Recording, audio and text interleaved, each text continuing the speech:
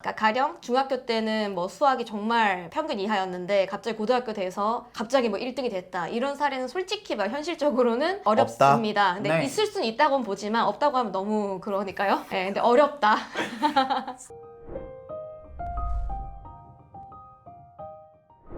안녕하세요. 내치동 캐슬입니다. 안녕하세요.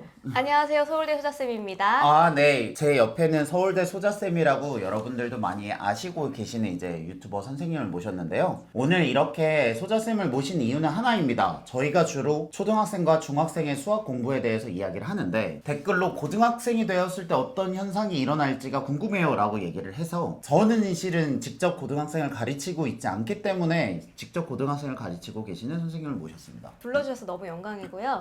저도 반대로 초중등에 대한 그 궁금증이 되게 많았는데 제가 아는 한 열심히 고등학생들에 대한 수학 실태를 낱낱이 알려드리도록 하겠습니다. 그래서 질문을 먼저 해볼게요. 네. 일단은 고등학생이 되면 네. 막연히 수학을 포기할 것 같다라는 얘기를 많이 들어요. 왜냐하면 저는 알고 있는 게 수상이 네. 중등 과정에 비해 너무 어렵잖아요. 그렇죠. 그래서 실제로 포기하지 않을까라는 생각을 하는데 실상은 어때요? 수포자가 정말 많이 생기는 구간이 있어요. 근데 제가 느끼기에는 수원에서 정말 많은 수포자가 생기는 것 같아요. 고등학교 1학년 지나고 2학년에 배우는 과목인데 수원이 네. 이제 1학년 때는 그래도 대부분 보면 좀 잘 버티려고는 하다가 이제 수원에서 거의 좌절해서 좀 수포자가 많이 생기거든요. 그 구간에서 난이도가 또 많이 올라간다고 체감 난이도가 올라가다 보니까 예. 실제로 수원 네. 제가 이해할 때는 그런 것 같아요. 대개는 중학생이 되기 전에 수상수화를 많이 하니까 많이 하고 들어가는 편이긴 해요. 요즘에 입학 전에는 훑으니까 어느 정도는 이렇게 끌고 가는데 수원은 선행을 안 한 친구들도 꽤 많아요. 그리고 선행을 했다 하더라도 약간 겉핥기식으로 들어가는 학생도 되게 많으니까 수원에서는 이제 너무 압박감이 크게 와서 놔버리는 학생들 되게 많고, 그리고 고등학교 1학년 때도 수포자는 또 많긴 많아요. 제가 듣기로는 네. 어떤 학교에서는 한 번에 두 과정, 그러니까 한 학기에 수상수화를 다 같이 나가는 학교들이 있다는데 그게 맞나요? 네, 드물지만 그런 학교가 있어요. 근데 제가 이해는 되는 게 예전에 그 고등학교 선생님 모시고 얘기를 들었는데 네. 스케줄을 3년 동안 해버리면 네. 수능 공부할 시간이 안 나니까 맞아요. 예. 3년 스케줄을 2년 동안에 완성한다라고 얘기를 들었거든요. 네. 그런 일환인 거죠. 네, 근데 정시로 대학교를 많이 보내는 학교일수록 조금 과정이 빡센 경우가 많은 것 같아요. 그래서 끝내놓고 이제 약간 수능에 집중할 수 있도록 3학년 때는 여유를 좀 만들어 놓는 거고, 그리고 이제 학교마다도 다른데 사실 퍼센티지로 봤을 때는 1학기에 수상, 2학기에 수학, 그 다음에 고등학교 2학년 때 1학기에 수원, 2학기에 수투 하는 데가 사실 이게 거의 80% 되는 것 같은데요, 제 생각에는. 그래도 퍼센트 좀 기본적으로 조심스럽긴 한데. 네. 기본적으로 네. 한 학기에 한 네. 과정 나가는 곳들이 네. 많기는 하다. 대다수다. 예, 그게 원래 맞는 것이고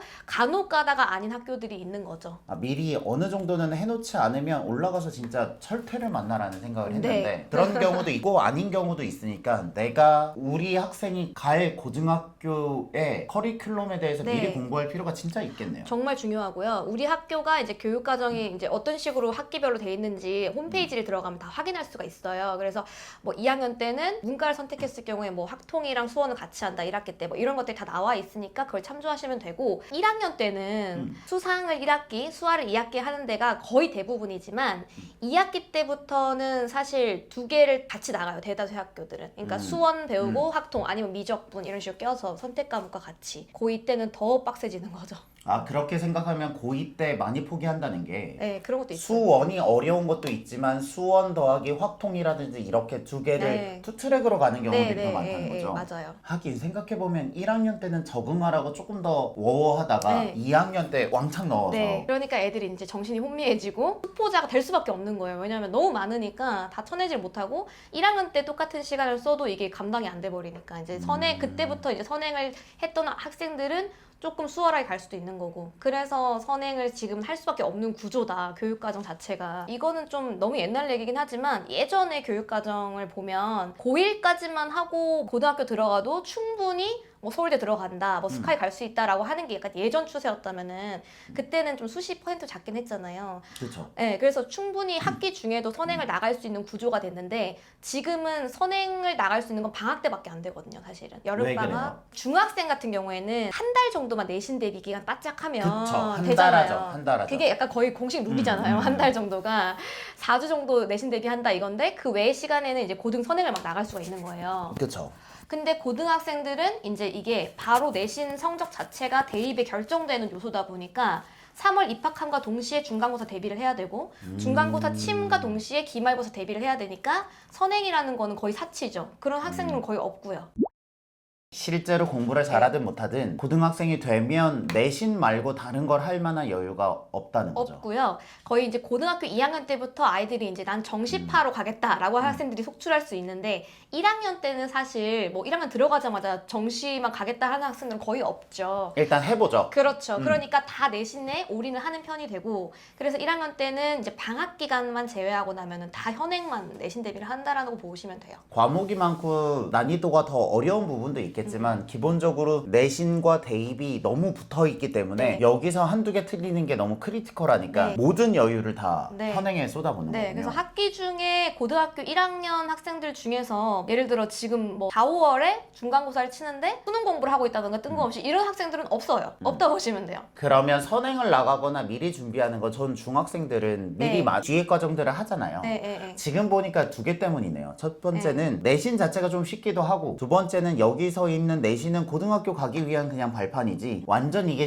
성과가 아니기 때문에 네. 그렇게 미리를 공부를 하는데 고등학교 가서는 쉽지 않다. 그렇죠. 고등학교 가서는 유일하게 방학 기간. 근데 방학 기간에 할 수 있는 게 얼마나 많이 되나? 그러니까요. 사실 방학이 여름 방학은 또 짧잖아요. 근데 그 한 달 동안 어떤 한 과정을 끝내기에는 되게 무리수가 진짜 있고 어렵죠. 무리가 있고 그래서 여름 방학이 되면 수화가 또 본인은 부담이니까 수화를 보통 복습을 하고 싶지 저 뒤에 있는 수원 수투를 그러네요. 할 여유는 또 없는 거예요. 그러다 보니까 이제 사실 고등학교 2학년 딱 막상 닥치고 났을 때 이제 수원 수투 막 급급하게 그때 시작하고 선행이나 쌓아놓은 공부를 고등학교 1학년 때는 더 쌓을 수 없으니 대개는 그 1년치가 대부분의 양식이라서 그게 끝나면 2학년 때 맨몸으로 이제 현실을 맞이하게 되는 네, 거군요. 네. 실제 생활에 올라가 보면 2학년 때 많이 힘들어질 수 있겠네요. 네, 많이 힘들어지고 실제로 고등학교 2학년 때부터 이제 나는 뭐 이제 수시는 포기하겠다는 수시 포기파들이 좀 생기는 거죠. 예.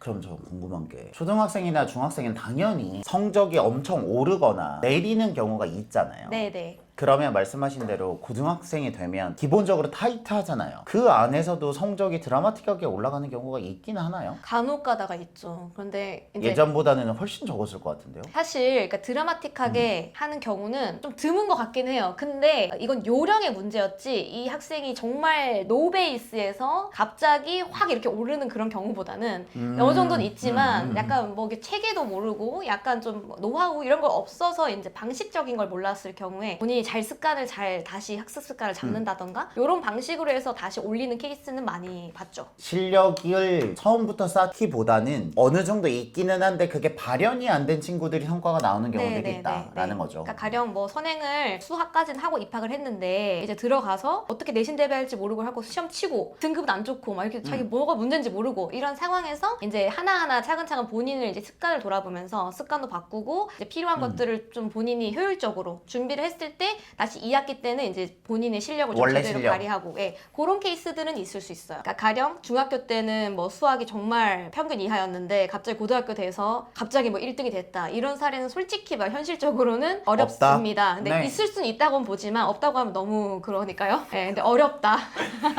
제가 실제로 가르쳤던 학생 중에서도 수학을 못했다가 잘해지는 학생들은 대부분의 경우 비슷한 게 많이 넣었는데 성과가 후행 그러니까 네. 늦게 나온 거지 그 넣는 노력 자체가 없었던 경우는 거의 없었던 것 네, 같긴 해요. 네. 그럼 이제 주로 고등학생 가르치시잖아요. 네. 고등학생을 내가 가르칠 때 느껴지는 가장 큰 답답함이나 학생에 대한 안타까움이 뭐예요? 그러니까 뭐가 제일 느껴지는 감정이 커요? 네, 저는 참 그거 있어요. 제가 만약에 이 학생이 중학생이고 초등학생이면 정말 지금부터 제가 세세하게 막 하나하나 습관을 이렇게 잡기 위해서 노력을 해줄 수 있을 텐데 고등학생이면 사실 이 근육이 약간 굳어져 있어요.